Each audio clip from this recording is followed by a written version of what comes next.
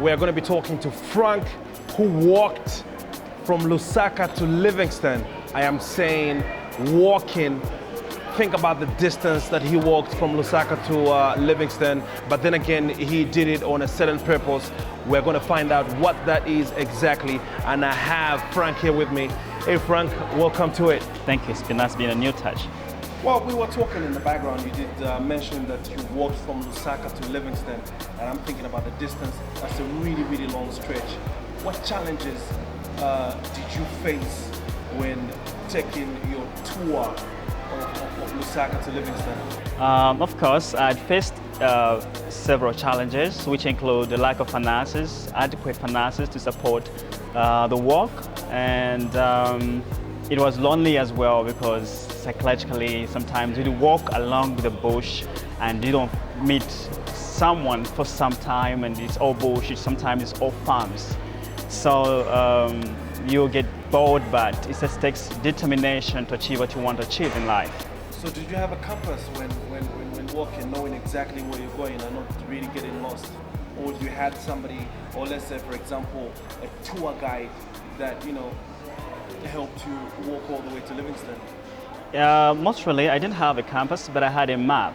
I knew each kilometers I have to cover, how many districts along the way, and the map with me helped me with kilometers. I don't know how long I'd walk to a certain place that is where I could sleep or maybe have lunch or something like that.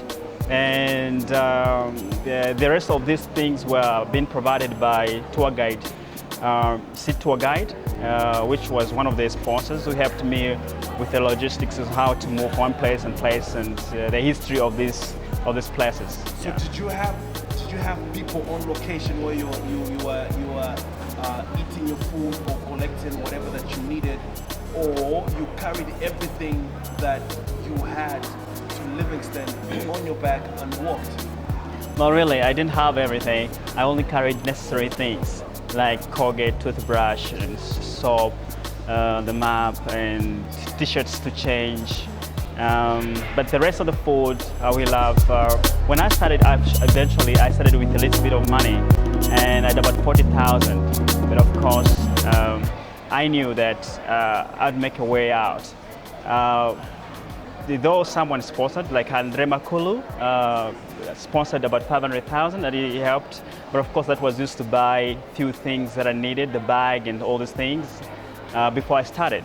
By the time I was starting, during Global Entrepreneurship Week, which was on 19th November 2012, I didn't have money, but I wouldn't back off an idea because I didn't have money.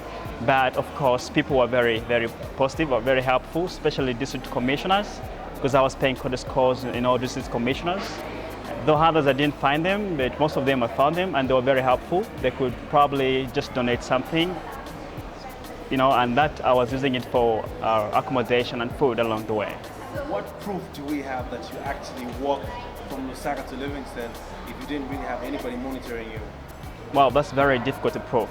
But at the end of the day, is that that wasn't a high opening, and we wanted, due to lack of finances, we wanted like a Red Cross. We applied to Red Cross, and Red Cross gave in the vehicle as first aid, and the other one was supposed to actually monitor because of along the way they have the vehicle, but I needed, and we're supposed to buy fuel on that all the way from Lusaka to Livingston. And I applied to some of these banks and some companies, but it was quite late. And that was the only thing we thought that would be of monitoring. However, that was my idea, and it wasn't about trying to make people believe, you know, what you do in secret, what matters in your life. And I wouldn't do that. Something that I would tell my children what I did and lie to them. It's about me. I mean, success is about me. And if in my conscience I say I didn't do it, and then people know that I did it, then I didn't achieve success at all.